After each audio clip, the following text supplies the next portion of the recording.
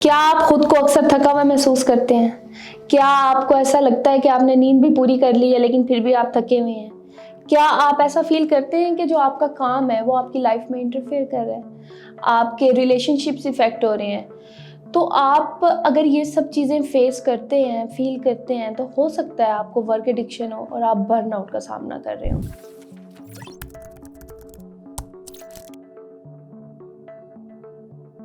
अस्सलाम वालेकुम, मेरा नाम शीज़ा सजाद है और मैं माहिर नफ्सियात हूँ। मैं इस फील्ड में 4 साल से काम कर रही हूँ और मैंने बहुत से ऑनलाइन क्लाइंट्स डील किए हैं और मैंने इन पर्सन भी बहुत से क्लाइंट्स डील किए हैं। मेरे साथ ऑनलाइन या फिजिकल कंसल्टेशन बुक करने के लिए दिए गए लिंक पर क्लिक करें। अब मैं आपको बताऊंगी कि ये वर्क एडिक्शन और बर्नआउट क्या होता है और इससे हमने किस तरह से डील करना है और ये आपको किस तरह से इफेक्ट करता है। ठीक है, अब वर्क एडिक्शन ये होती है कि जब आप हद से ज़्यादा काम करने लग जाएं। ठीक है, आप काम के साथ बहुत ज़्यादा जो है वो जुड़ जाएं। आपका नहीं मैंने काम करना है। आप जब ऑफिस जाते हैं, अपना काम करते हैं, काम करके आते हैं, घर आते हैं, तो आपके जहन में सिर्फ काम चल रहा होता है।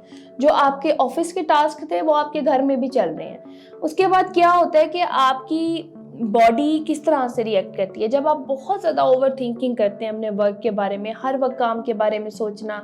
फिर इससे ये होता है कि आपकी प्रोडक्टिविटी भी कम हो जाती है, क्योंकि देखें जब आप रिलैक्स माइंड से काम नहीं करेंगे तो आपकी प्रोडक्टिविटी किस तरह से होगी, आप किस तरह से उस काम को अच्छे तरीके से परफॉर्म कर सकेंगे, कर ही नहीं सकते।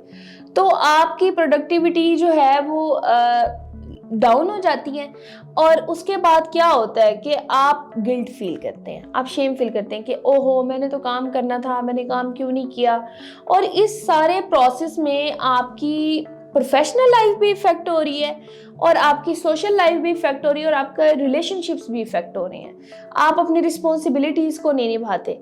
तो ये कुछ मैंने आपको पॉइंट्स बताएंगे वर्क एडिक्शन के। अब जब वर्क एडिक्शन आपको होती है तो ये आपके अंदर बर्नआउट क्रिएट करती है। अब बर्नआउट की सिम्टम्स में क्या होता है कि आप बहुत ज़्यादा थका हुआ फील करते हैं, आपके मसल्स पेन करना शुरू कर जाते हैं, आपको सारा दिन थकावट फील होती है, आप नींद के इश्यूज हो जाते हैं। कुछ लोगों को बहुत ज़्यादा नींद आती है और कुछ लोगों की नींद जो है वो कम हो जाती है।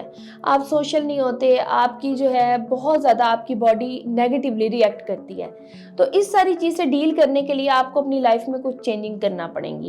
अपने आप को किसी ऐसी एक्टिविटी में एंगेज कर सकते हैं कि जो मीनिंगफुल हो, ठीक है, जिसे आप इंजॉय करते हो, या आप अपनी फैमिली के साथ अच्छा टाइम स्पेंड करें। काम से घर आए हैं तो वो काम की बात बस घर में काम तक रखें, घर में आपने उस चीज़ को डिस्कस नहीं करना। अपनी बाउंड्रीज क्रिएट करें कि आपने अपनी लाइफ में बाउंड्री क्रिएट की है कि ये अगर आप ऑफिस में एक टाइम दे रहे हैं तो वो आपकी बाउंड्री है। अब आप फैमिली के साथ आ गए हैं तो वो आपका फैमिली टाइम है। आपने उस फैमिली टाइम में अपने काम को इंटरफेयर नहीं करने देना। ठीक है, अपनी लाइफ में बाउंड्रीज क्रिएट करें। आप टाइम मैनेजमेंट स्किल सीखें कि आपको टाइम मैनेज करना आता हो। और मोस्टली जो वर्क एडिक्शन होती है ना वो इसी वजह से होती है क्योंकि आपको टाइम मैनेजमेंट स्किल्स नहीं आती। आपको पता ही नहीं होता कि यार टाइम है, अब मैंने इसको किस तरह से मैनेज करना है। आपसे डेडलाइंस ही कवर नहीं होती। तो उसके लिए एक टेक्निक है जिसे आइजनहॉवर मैट्रिक्स कहते हैं। तो इसमें ना 4 तरह के टास्क आ जाते हैं। सबसे पहला होता है कि डू इट नाउ, कि जिसको आपने उसी वक्त करना होता है। फॉर एग्जाम्पल आपकी कोई डेडलाइन है जिसको आपने आज मीट करना है, कोई मीटिंग है उसकी आपने प्रिपरेशन करनी है, तो ये तो है आपका उसी टाइम करने वाला काम। तो आप इसको प्रायोरिटाइज कर दें फर्स्ट नंबर पे। ठीक है, अब सेकंड नंबर पे आपने वो काम रखना है जो अर्जेंट नहीं है लेकिन इम्पोर्टेंट है।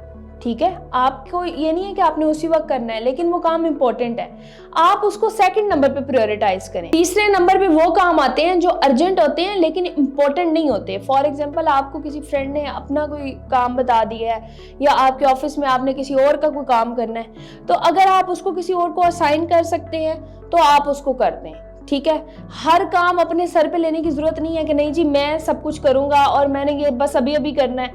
कुछ लोग ऐसे भी होते हैं कि जिनको महीने की डेडलाइन मिली होती है कि आपने 1 महीने बाद ये काम सबमिट कराना है, लेकिन वो कहते हैं मैंने करना 3 दिन के अंदर है। महीना तो जो महीना है। तो अपने आप को रिलैक्स करें, इतना बर्डनाइज ना करें। और इसके अलावा जो 4th टाइप होती है वो ये होती है कि आपने अपनी और 4th टाइप ये होती है कि एक काम कोई ऐसा है कि जो इम्पोर्टेंट भी नहीं है और अर्जेंट भी नहीं है।